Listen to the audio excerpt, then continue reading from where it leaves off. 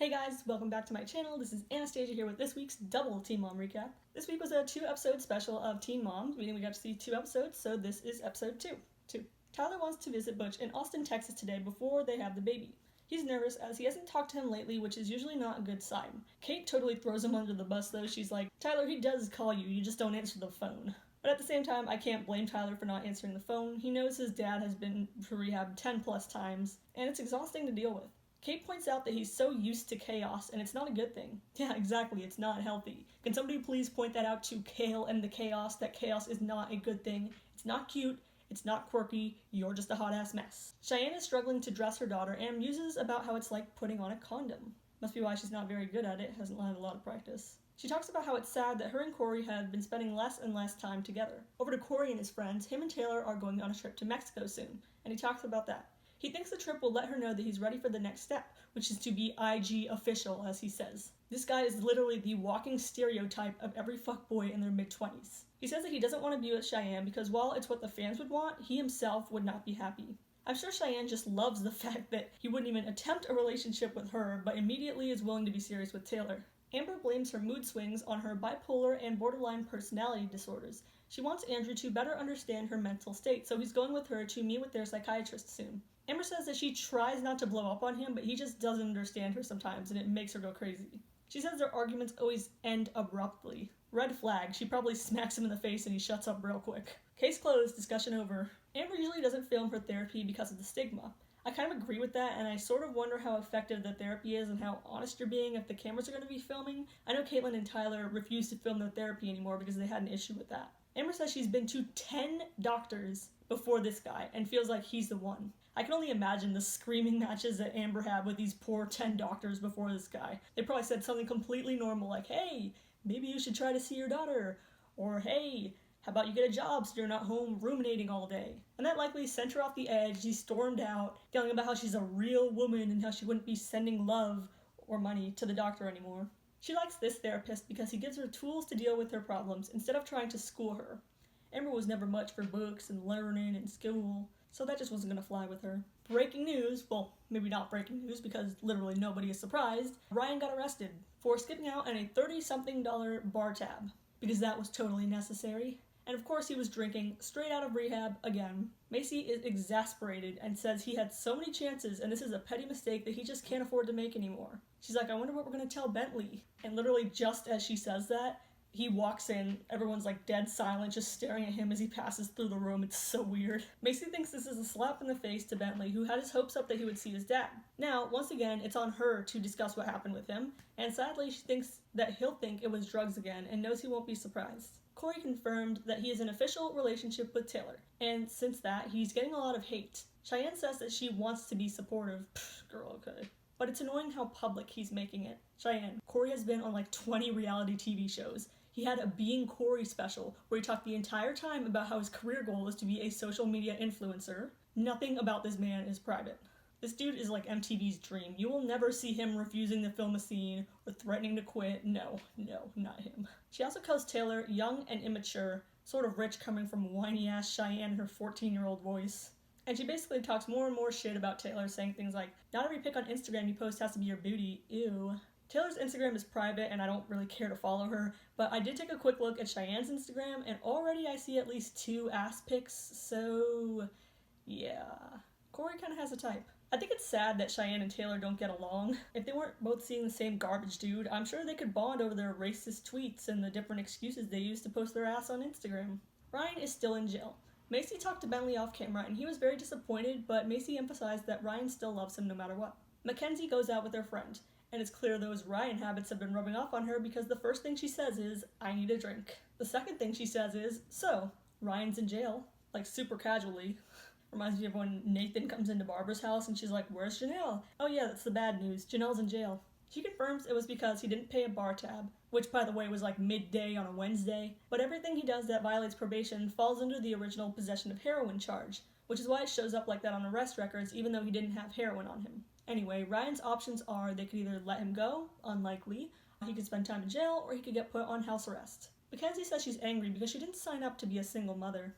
You know, not every girl has the luxury of 8 years of internationally aired footage, proof that their boyfriend or husband does not care about his kid, but you did. Some people are great at hiding things, some people are great liars, and lead secret double lives, but most would agree it was pretty obvious Ryan had a drug problem. Wasn't really hidden. And even after he got arrested for that drug problem, which by the way wasn't weed or anything, it was actual heroin, one of the worst drugs, you still signed up to have a baby with him. If anyone signed up to be a single mom, it's Mackenzie. Catelynn is reading Nova a bedtime story, and part of it she reads goes like this. This girl had a pony, and he was a Shetland pony, so this pony would not get very much bigger. I think Kate should have read this book to herself back when she impulsively adopted that teacup pig, which wasn't supposed to get any bigger than a Campbell's soup can, which is total BS, by the way, that's a complete myth. And it then proceeded to grow into a full-size gigantic pig that she could not handle and gave to her mom. Yay, irresponsibility! Butch is out of sober living. Tyler meets up with him, and things don't seem to be going well at all. Butch has not been going to AA or NA meetings, hasn't been talking to his sponsor, hasn't drank anything, but he's on marijuana maintenance. Basically smoking weed. He loves smoking weed and admits that he's been doing so since he was 8 years old. Since addicts in recovery aren't supposed to be taking any mood-altering substances at all, Tyler is rightfully concerned. He reminds his dad that his relapses always start with marijuana, and then it goes on to alcohol, and by then he's doing cocaine again. Gary says Amber is on new meds now and is doing better. He doesn't think that it's his place to talk to Leah about Amber's mental health, so she doesn't really talk about it. Christina reveals that her own dad talked to his kids about suicidal thoughts, and they worried a lot because of it, so she doesn't want Amber to be doing that to Leah. Christina asks if Amber always battled mental health issues.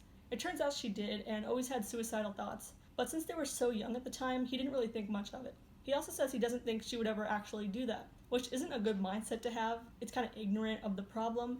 And it's also a lie because Gary actually had to call 911 in the past because of Amber threatening to hang herself. Very dark and scary. Christina says she didn't think her dad would really do it either, but he actually did commit suicide.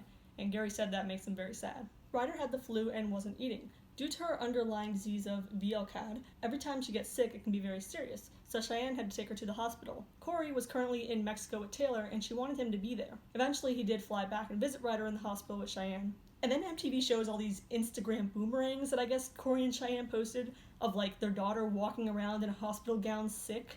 I mean, I get that they post these things for like support and to update their fans on what's going on, but it just struck me as really weird. Like, can you not make boomerangs of your sick child in the hospital? I'm pretty sure that Instagram created that feature so you could like tape fireworks going off or something. Ryan has court for his theft and violation of probation charge. Producer Kiki asks Mackenzie to explain why it's still under the heroin possession charge, and she responds with the #1 Teen Mom catchphrase, "I'm done," and then walks away. Kiki totally calls her out though. She says, well, I didn't mean to overstep. She said on the phone that the only way to handle this was to face it head on. Larry calls Ryan's $30 bar tab theft a minor thing. The enabling is real. If it's so minor, why did he feel the need to do it? He wasn't exactly stealing food to feed his family. He was stealing alcohol, which he could easily afford. Larry knows the judge is sick of seeing Ryan's entitled ass, and he's very upset with him. Macy talks a little bit about how it was hard telling Bentley, but she did do it. She's angry for him, even if Bentley forgives and forgets what his dad did, and she wants to punch Ryan in the throat. Amber films her therapy for the first time. She says it can help people with a spouse who just doesn't get it. Andrew is glad to go so he can learn, and they drive on their way over there. Tyler, his friend, and his sister Amber go to his dad's girlfriend's house to see Butch. Amber Baltiera is in a totally different mindset from last season. She's sober now and working to help alcoholics. She calls out Butch for not having a sponsor and not being sober because he's smoking weed. Cheyenne talks to her mom about how difficult it is seeing Ryder sick. She claims Corey only came on the last day of Ryder's hospital stay. He didn't see Ryder suffering and doesn't understand how bad it really was. Ryan has court. Larry comes out and reveals that he accepted a plea for 90 days in jail. Then Larry says Ryan looks so good in orange, he was clean shaven and everything. Like what? Is Larry Bran from Game of Thrones? Sansa, you looked so beautiful in that white wedding dress the night you were assaulted by Ramsay. Ryan, you looked so nice getting arrested in that orange jumpsuit. You were so clean shaven. Macy vents to her friend about how Ryan was out drinking on a weekday when he could have been spending time with his kids, who were all on winter break. She doesn't have anything she wants to say to him, and that sit-down talk doesn't look like it's happening anytime soon. Tyler goes back to Kate and discusses how his dad is smoking weed now. He talks about Amber's job at a rehab and how at least she's doing better, but he doesn't think any recovering addict like Butch should be using anything. His responsibility, though, is to support and love Butch, not to be his sponsor. At the psychiatrist, Amber discusses her mood swings. It's hard for her when Andrew doesn't understand things because she feels personally attacked by it. The psychiatrist advises her to give Andrew more of a chance to convey what he really means to say, because he's probably not trying to offend her. Amber cries, saying that she would do anything to be normal and loves Andrew more than anything, and feels bad that she treats him poorly sometimes. She only wants a cure for her disorders and just to be happy. And that's all for this episode of Teen Mom OG. Do you have more sympathy for Amber knowing that she deals with severe mental health issues? Why do you think Ryan skipped out on the bar tab? And should Tyler support Butch even when he screws up over and over again? Make sure to leave a comment down below and subscribe for Teen Mom recaps every week.